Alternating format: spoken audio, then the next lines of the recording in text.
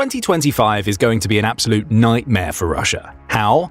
Well, it all comes down to the economy. Putin's non-stop attritional war has affected his country's economy to the point where the ruble has completely collapsed, and that collapse means some serious economic issues are in Russia's future as we begin 2025. What's happening with the Russian ruble right now? And why does its massive decline in value spell the potential collapse of Putin's Russia? Those are just some of the questions we'll answer in this video.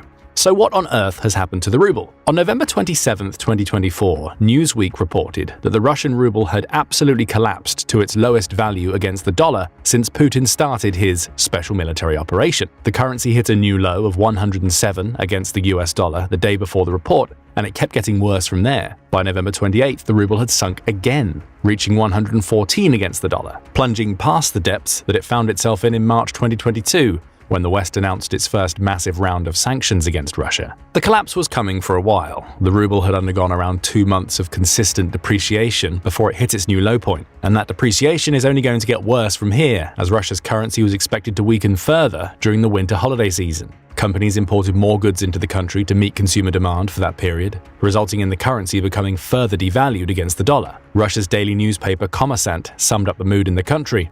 It claimed that the news of the ruble's collapse resembled a war report, perhaps alluding to what it believes to be the true reason behind the issue. It's also advised its readers to buckle up your rubles, because even worse times are likely to be coming. Worst of all, for Russians who lived through the post-Soviet Union era of Russia, this collapse will ring massive alarm bells that Russia is returning to a time when its currency felt meaningless. During the 1990s, Russia was racked by economic chaos, with its currency being so devalued that hyperinflation meant that only those who had hard foreign currency had any chance of succeeding. Many everyday Russians saw their savings essentially get wiped out by rampant inflation. That may be about to happen again. The ruble has also cratered in comparison to where it stood over the last couple of decades. Sky News reports that the ruble used to trade at around 30 against the US dollar in the late 2000s. Even as recently as 2 years ago, it was trading at 60 against the dollar, following a recovery from its last collapse in March 2022. Things seemed to be on the up and up for a while. This latest collapse demonstrates that Putin's war-focused policies combined with Western sanctions are finally coming home to roost. Russia is teetering on the edge of financial collapse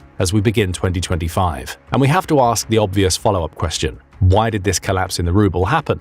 There are several factors at play, some immediate and others that have impacted Russia for almost as long as the Ukraine war has been ongoing. But perhaps the catalyst, and certainly the most significant immediate factor, is a new raft of sanctions the United States announced against several Russian banks. The announcement of those sanctions came from the US Treasury Department on November 21st, with several dozen Russian banks getting caught in the move. The sanctions predominantly affected institutions Russia uses to complete international payments, meaning the US was sending a clear message to Putin: we're going to stop you from trading with your partners as much as we can. Gazprom Bank was among the hardest hit of Russia's banks. The US had previously avoided this bank as a courtesy to Europe, reports Newsweek, as it was the bank through which European payments for Russian gas supplies were typically made. Europe as a whole has been moving away from Russian gas. The Council of the European Union says the share of Russia's gas pipeline in the European Union, or EU, imports dropped massively during the 2 years between 2021 and 23. That share stood at 40% in 2021. In 2023, it was down to 8%. Adding liquid natural gas, or LNG, imports to the pipeline gas figures saw Russia account for just 15% of the total gas the EU imported between 2020 and 2023. Norway and the United States have moved in to fill the gap left by this minimization of dependence on Russian gas, showcasing how Europe has moved away from Russia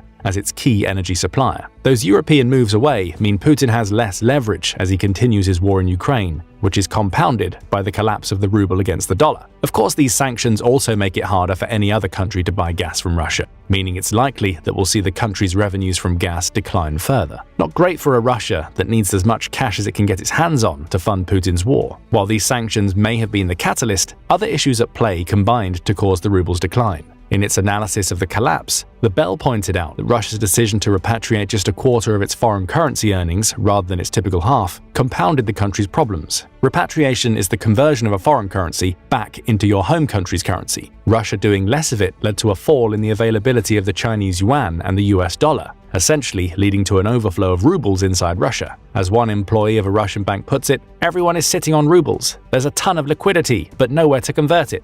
Why is this a problem? Russian investors and business owners would rely on repatriation to get their hands on dollars and yuan, which would then allow them to trade more easily with other countries. Now, banks in major and even third countries aren't working with Russia's banks, and particularly not with the ruble, because of the prospect of further US sanctions. In short, Russia's financial players now struggle to send funds to the intermediaries they've used for much of Putin's war, and they have less foreign currency with which to make their transactions. Trade slows to a crawl, and as the ruble continues to collapse, transactions become even more expensive.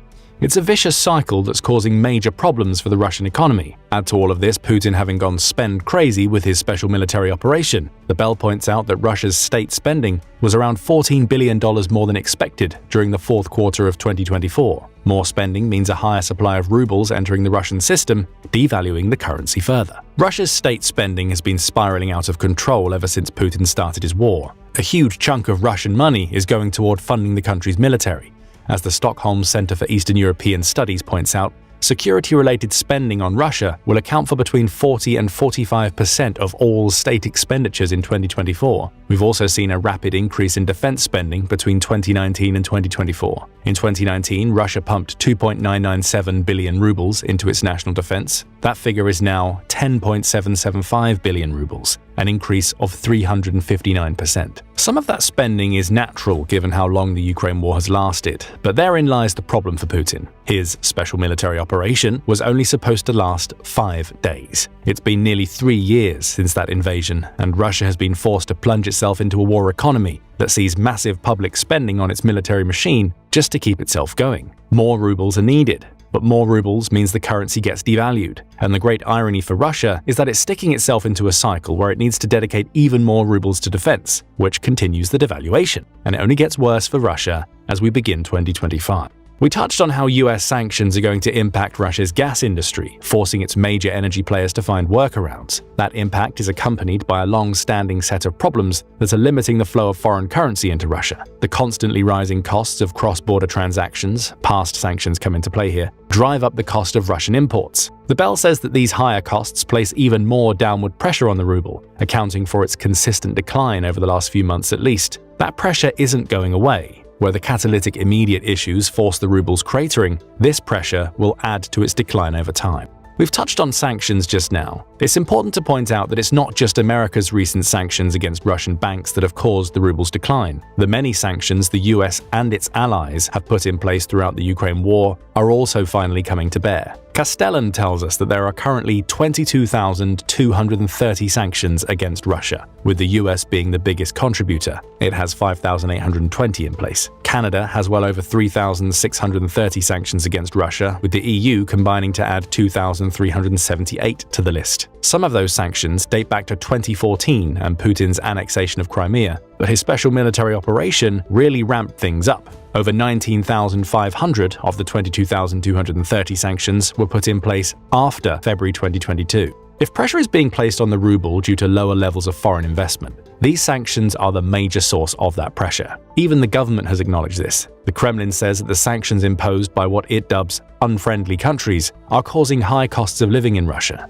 Add supply shortages and labor challenges to the list, and you get production costs going up, with wages following suit, all in an environment in which the ruble is worth far less than it was before the war began. RSM US chief economist Joseph Brasuelas sums up the problem. "One would think 2 years of sanctions is starting to wreak havoc on the Russian economy," he commented upon the news of the ruble's collapse. In a later X post, he added that Russia now has an overheated economy that's struggling to support its war effort and exhausts its resources. And for as many unorthodox steps as Russia has taken to circumvent sanctions up to this point, the US getting harsher, as with its most recent bank sanctions, leaves Putin and his cronies with far fewer workarounds. Those sanctions also stem the flow of cheaply borrowed dollars into high-interest-bearing rubles, according to The Spectator. Yet another problem for a country that's desperately trying to make the most out of its cash reserves to fund Putin's war. And the worst of it is that there's not a whole lot that Russia can do about it as the country begins 2025. Russia has very few options left to stabilize its struggling currency. Tapping into the National Welfare Fund, which is essentially Russia's rainy day fund, is an option.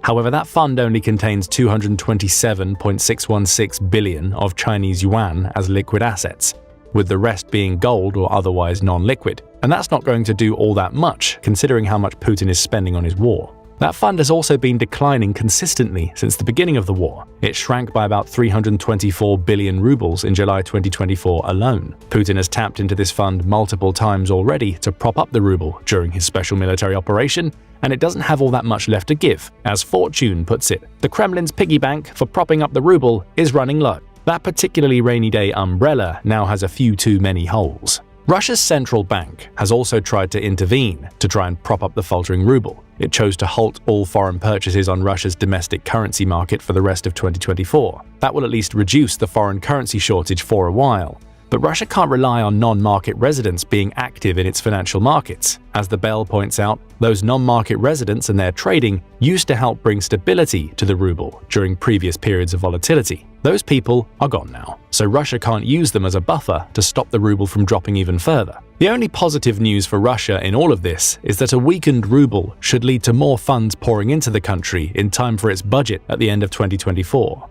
Russia can essentially fake the numbers to make it seem like it's doing better than it is, though that influx of cash won't do anything to solve an economy that's now rotten to its core. The takeaway from all of this is simple. This year 2025 is going to be hell for Russia. The question now is simple. How?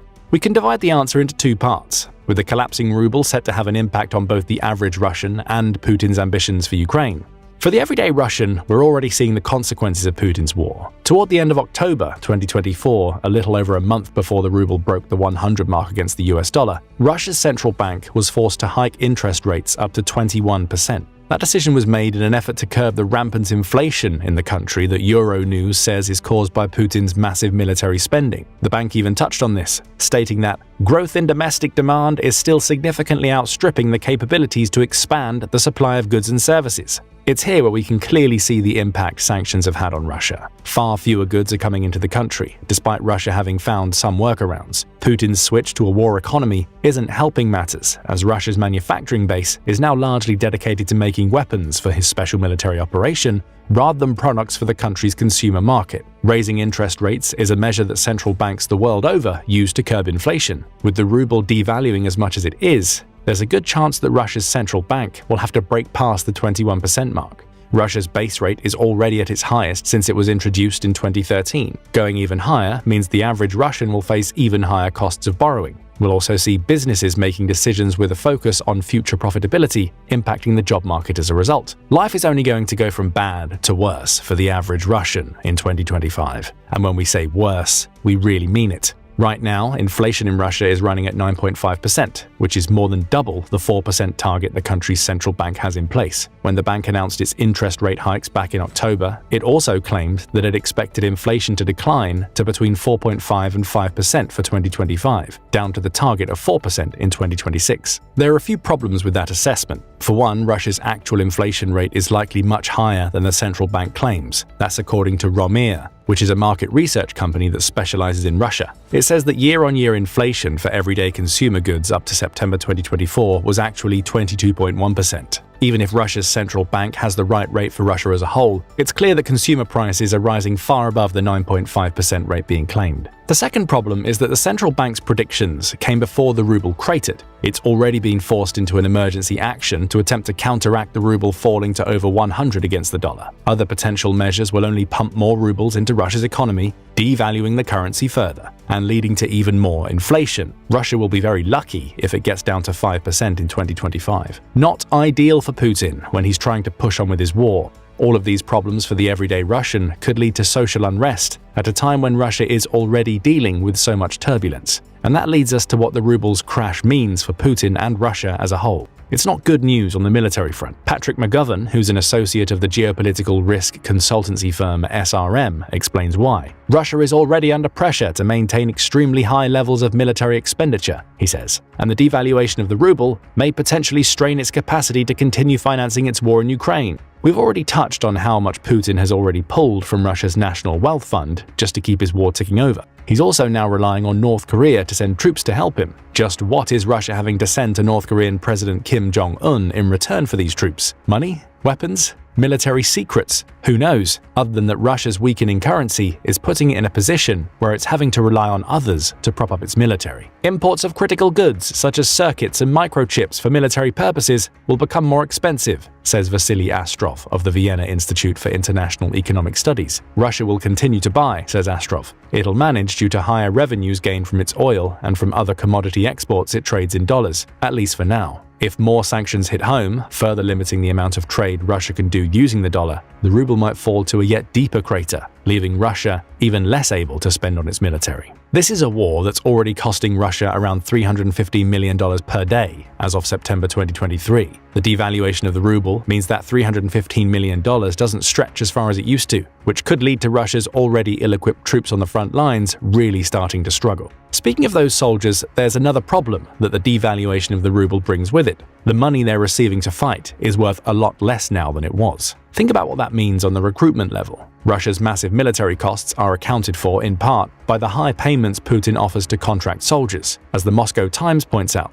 Russia is in the habit of offering its contracted servicemen many times more than the country's median wage of 61,602 rubles, which was roughly equivalent to $628 in September 2024. Even that median wage has been significantly devalued thanks to the ruble's collapse. The same number of rubles is now worth a little over $575, a substantial chunk out of the pockets of the average Russian. Somebody considering joining the Russian military will see this decline and either demand more rubles to fight, costing Russia at a time when it can ill afford it, or simply not sign a contract. Either way, that's another problem for Putin to worry about. Russia's troop payments already eat up about a third of its military budget annually. If those soldiers start demanding more money for their services with the devaluation of the ruble, Russia is going to have to spend even more on Putin's war. Russia's military budget is going to balloon out of control, and that's going to spell bad news for Russia on the social front. McGovern explains how. He says the collapse of the ruble's most significant impact may be the need to redirect other federal budget resources to continue financing the war, which may lead to a degradation in public services and create the conditions for social disquiet in the long term. Russia is already having to deal with citizens who are sure to be unhappy, albeit quietly for fear of Putin's retribution, about their soaring costs of living. If even more money is taken out of the public purse to fund the special military operation,